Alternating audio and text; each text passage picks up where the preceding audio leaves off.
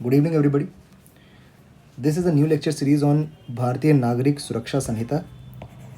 हम लोग ने लास्ट वीडियो में ये देख लिया था कि कॉग्निजेबल ऑफेंस क्या होता है, जिसका आंसर ये था कि वो ऑफेंस जिसमें पुलिस को अरेस्ट करने के लिए मजिस्ट्रेट से परमिशन लेने की ज़रूरत नहीं है। ठीक है, ये हम लोग ने समझा था कि कॉग्निजेबल ऑफेंस क्या होता है। हम लोग ने कॉग्निजेबल ऑफेंस इसलिए और पढ़ा था क्योंकि अब हम पढ़ेंगे एफआईआर के बारे में। ठीक है, कुछ चेंजेस हुए हैं पुरानी सीआरपीसी से लेकर नए बीएनएसएस में, कुछ चेंजेस हुए हैं, वो चेंजेस हम लोग समझेंगे। ठीक है, चलिए स्टार्ट करते हैं।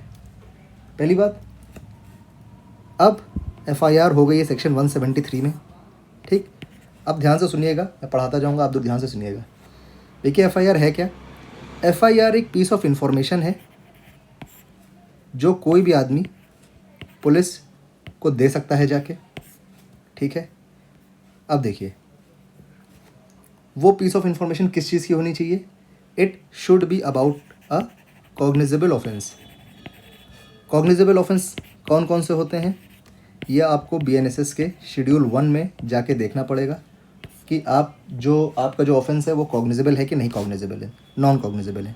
ठीक है, अब एफआईआर पे आ जाते हैं। फर्स्ट इन्फॉर्मेशन रिपोर्ट, पहली चीज़ कैसे दी जा सकती है। It can be given orally, it can be given in writing. ठीक, it can be given through electronic communication. Electronic communication मतलब ईमेल कर दीजिए आप, कुल मिला के ऑनलाइन। ठीक, इलेक्ट्रॉनिक कम्युनिकेशन मतलब है कि ऑनलाइन। ठीक है, फोर्थ किस तरीके से दी जा सकती है। There is a concept of zero FIR. Zero FIR का मतलब ये हुआ कि ज़रूरी नहीं है कि जहाँ पे ऑफेंस हुआ है एफआईआर वहीं हो। कहीं किसी भी पुलिस स्टेशन में आप एफआईआर कर सकते हो। ठीक है, वहाँ से आपकी एफआईआर बाद में ट्रांसफ़र कर दी जाएगी। ठीक, even if the offence has happened in another jurisdiction, FIR must be recorded. This is a very important thing, क्योंकि जब भी आप एफआईआर लिखाने जाते हो तो पुलिस जो होती है, पुलिस ऑफिसर जो होते हैं वो कह देते हैं कि भाई मेरे क्षेत्र में ऑफेंस नहीं हुआ है, आप उस पर्टिकुलर थाने में जाइए तो ऑफेंस वहाँ पे एफआईआर लिखवाइए। तो ये सरासर गलत है। अगर कॉग्निजेबल ऑफेंस की सूचना है तो पुलिस को एफआईआर लिखनी पड़ेगी। ठीक है, अब देखिए अगर ओरली दी गई है एफआईआर, ठीक, तो police will has to write it down, उसको लिखित में तब्दील करेगी। जो इन्फॉर्मेंट है उसको पढ़ के बताएगी। ठीक, और informant must sign on it. देखो why am I saying informant, कभी कभार जो विक्टिम होता है वो एफआईआर नहीं लिखवाता है, कोई और बंदा होता है वो एफआईआर लिखवाता है। ठीक है, तो इन्फॉर्मेंट जो होगा, whosoever is informing about the offence must sign the FIR. ठीक है, वो उसने ओरली दी, पुलिस ने लिखा, और जो कुछ लिखा इन्फॉर्मेंट मस्ट साइन इट। ठीक, और हम लोग देखते हैं एफआईआर के बारे में क्या है। देखिए अगर आप एफआईआर इलेक्ट्रॉनिकली देते हैं, अगर आप एफआईआर इलेक्ट्रॉनिकली भेजते हैं, इलेक्ट्रॉनिकली मतलब अगर आपने ईमेल करा है या ऑनलाइन भेजी है तो पुलिस उसको रिकॉर्ड करेगी। देखिए यहाँ पे कुछ चेंजेस हुए हैं, इसको ध्यान रखिएगा। और 3 दिन के अंदर, विद इन 3 डेज आपको पुलिस स्टेशन जाना है और उस जो एफआईआर लिखी गई है आपकी, जो आपने ऑनलाइन एफआईआर करी है, उस पे जाके वो साइन करेगा, क्योंकि तब तक वो ऑन पेपर उतारी जा चुकी होगी। ठीक है, you have to sign it within 3 days. This is important aspect, आपको याद रखना है। ठीक, और जैसे ही साइन होगा वैसे ही पुलिस जो है उसको उनका एक प्रिस्क्राइब्ड एफआईआर रजिस्टर होता है, उसमें नोट डाउन कर लेगी। ठीक, देखिए जो यूट्यूब पे मैं भारतीय नागरिक सुरक्षा संहिता पढ़ा रहा हूँ वो कॉन्सेप्चुअल बेस्ड है। I am not covering case laws, क्योंकि केस लॉस सिर्फ बताने से कोई मतलब नहीं है, आपको केस लॉस का एनालिसिस भी कराना चाहिए। वो मेरी पेड क्लासेस में होगा। ठीक है, उसमें अगर आप मेरी पेड क्लासेस ज्वाइन करते हो, क्रिमिनल लॉ का जो प्रोसीजर है आपको पूरी तरीके से अच्छे से समझ में आ जाएगा। ठीक है, मात्र 5,000 रुपये का कोर्स है, आप उसको ज्वाइन करिए। ठीक है, और for more details you can get in touch with me at yourlegalbuddy09@gmail.com। ठीक है, इलेक्ट्रॉनिकली हम लोग ने समझ लिया। अब देखिए आपको एक बात मैं बताता हूँ, अगर आपकी एफआईआर में कोई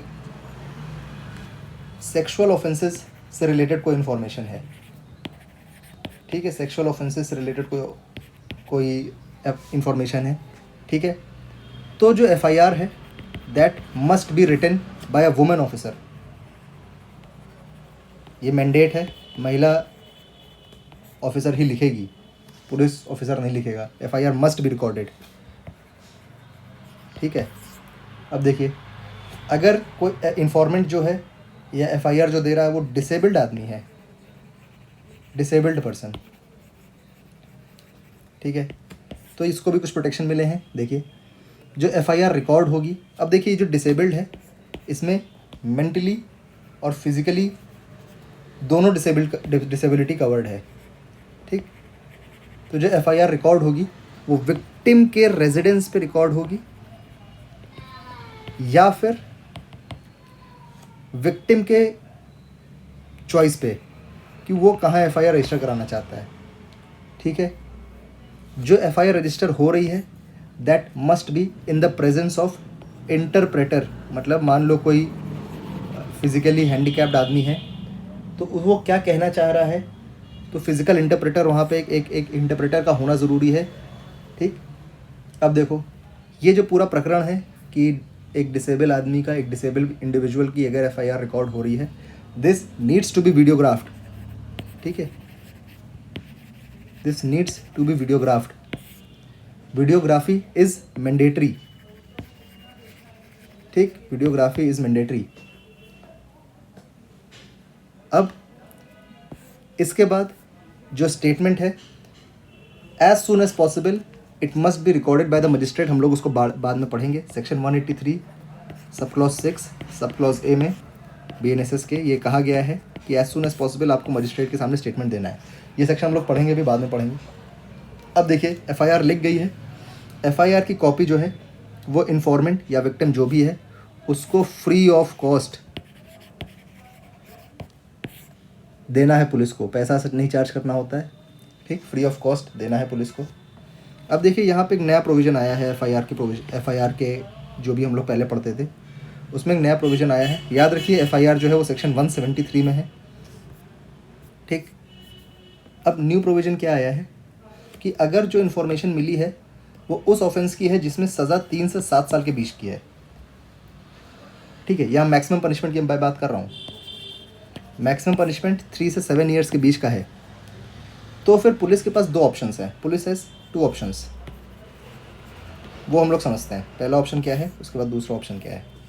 पुलिस के पास पहला ऑप्शन ये है कि पहला ऑप्शन नहीं है, मतलब उनके पास ये ऑप्शन दिया है, या तो ये करें या तो ये ना करें। तो technically there is no option, लेकिन एक पावर है पुलिस के पास। ऑप्शन क्या है कि वो एक प्रिलिमिनरी इंक्वायरी कर ले, प्रिलिमिनरी इंक्वायरी कर ले, और प्रिलिमिनरी इंक्वायरी में ये हो कि ऑफेंस हुआ भी है कि नहीं हुआ है, ठीक। और ये इंक्वायरी उनको 14 डेज़ के अंदर ख़त्म कर देनी है, विद इन 14 डेज़, ठीक। विद इन 14 डेज़ ये उनको इंक्वायरी ख़त्म कर देनी है। अब अगर यहाँ पे प्राइमा फेसी, और ये जो उनको क्या कहते हैं, ये जो अगर ऑप्शन यूज़ करना है पुलिस को, तो ऑब्वियसली उनको डीएसपी से या उससे किसी ऊपर डीएसपी के सुपीरियर ऑफिसर से परमिशन लेनी पड़ेगी, ठीक है।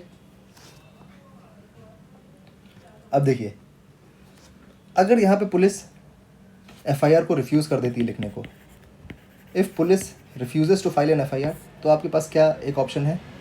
आप सेक्शन 173 के क्लॉज 4 में क्या लिखा हुआ है कि you send a complaint in writing to superintendent of police कि मेरे साथ ये हुआ है, ठीक। अगर एसपी यहाँ पे सेटिस्फाइड है, दिस इज़ 173 क्लॉज 4, अगर एसपी सेटिस्फाइड है कि जो इन्फॉर्मेशन मिली है वो कॉग्निजेबल ऑफेंस से रिलेटेड है, तो या तो वो मैटर खुद इन्वेस्टिगेट कर देगा, और he will direct N investigation, he will order N investigation कि इन्वेस्टिगेशन करो, he will order N investigation. अगर देखिए यहाँ पे भी आपकी सुनवाई नहीं होती है, तो सेक्शन 175 के क्लॉज 3 में ये कहा गया है कि आप मजिस्ट्रेट को अप्रोच करो, मतलब जज को अप्रोच करो, ठीक है। ये हम लोग क्लॉज भी बाद में पढ़ेंगे।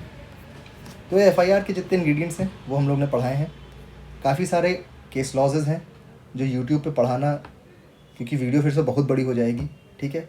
जो लॉ में लिखा है वो मैंने आपको पढ़ाया है, कुछ चीज़ें आपके लिए इंपॉर्टेंट है वो भी मैंने आपको बताई है। So thank you for watching and have a great day.